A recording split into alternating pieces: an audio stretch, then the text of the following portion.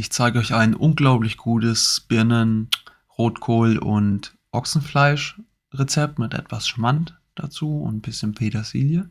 Dazu brauchen wir einen guten Likör, einen Birnenfond von eingelegten Birnen, jegliche Marmelade, in dem Fall Quitte, Rinderfond, etwas groben Senf, Rotkohl, Ochsenbeinfleisch, geht auch Ochsenbrust, Butter, Petersilie, eingelegte Birne, roh ist auch möglich, Zwiebel und Zitrone.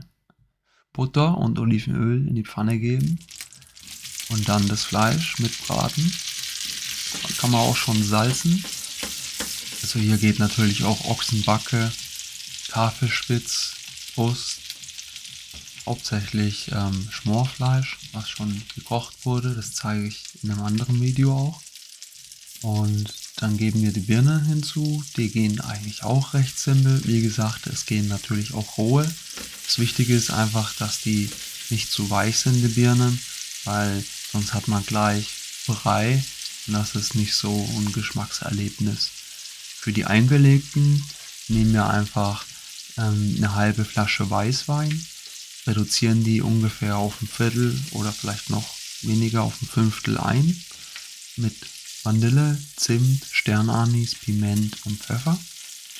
Dann füllen wir das Ganze wieder mit Birnensaft auf, geben die geschälten Birnen mit hinein und entkernte und lassen es dann ziehen darin und lieber immer etwas zu viel Biss lassen, als dass sie zu weich werden. So, und dann braten wir das Ganze hier mit an. Auf jeden Fall beides salzen, die Birnen und das Fleisch, sowie Pfeffer. Schön braten von beiden Seiten. Und dann geben wir das Ganze auf einen separaten Teller, lassen es etwas auskühlen, die Birnen dann vorportionieren, etwas klein schneiden sozusagen.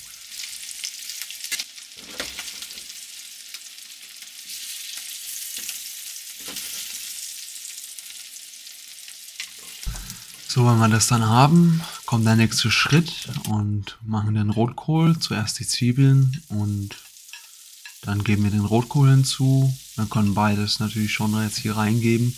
Wir haben ja schon das Fleisch hier drin gebraten. Das heißt, es wird auch sehr schnell dunkel alles. Beziehungsweise den Bratenansatz wollen wir lösen durch das Gemüse. Und sozusagen, dass es einfach nicht zu dunkel wird. Und wir wollen auch mit dem Löffel nicht so in der Pfanne im Endeffekt so viel kratzen. Dadurch löst sich auch immer was von der Pfanne natürlich. Das ist ganz klar. Und wenn wir das Ganze angeschwitzt haben, also dass der Kohl sich gesetzt hat, geben wir nur ein bisschen Tomatenmark hinzu, rühren das unter und Quittenmarmelade habe ich wie gesagt genommen oder Gelee. Jegliche Marmelade geht hier natürlich, von Apfel bis Kirsche, Preiselbeer, ist alles möglich. Ja, oder vor allen Dingen Holunder natürlich super gut. Generell Holunder-Sirup könnte man noch nehmen. Dann löschen wir das Ganze ab. Wir hätten vielleicht noch ein bisschen mehr braten können, aber das Tomatenmark und die Marmelade, das brennt natürlich auch schnell an. Dann geben wir den Rotwein drauf und löschen das damit ab. Kann man auch auf zweimal machen, mehrmals wiederholen sozusagen, dass wir immer den Karamellisationsvorgang wieder stoppen und wieder anspringen lassen durch das Einreduzieren. Das habe ich mir jetzt mal gespart. Und dann geben wir den Birnenfond drauf. Natürlich geht da auch Orangensaft, Apfelsaft. Birnenfond habe ich natürlich von den eingelegten Birnen genommen. Dann das Fleisch hinzu. Generell habe ich noch ein Lorbeerblatt hinzu. Etwas Senf, nicht viel. Und nur ein bisschen Würze einfach. Und dann ein Likör dazu. In dem Fall Bratapfellikör.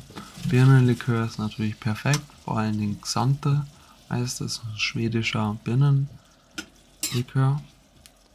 Und reduzieren das Ganze ein.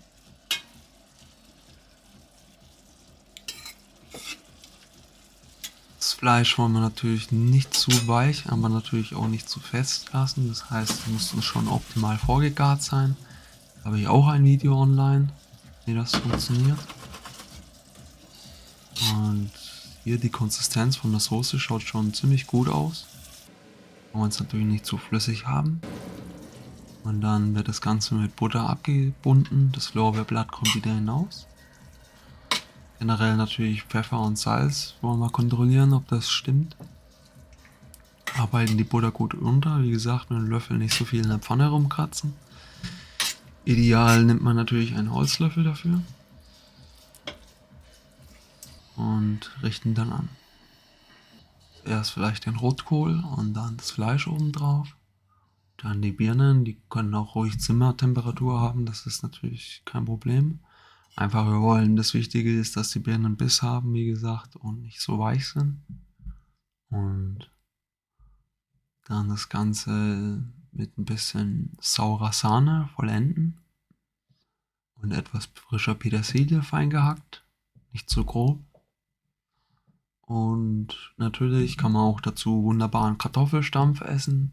Habe ich auch ein Video, wie ein einfacher, aber sehr guter Kartoffelstampf geht. Guten Appetit, viel Spaß beim Nachkochen. Bis bald. Ciao, ciao.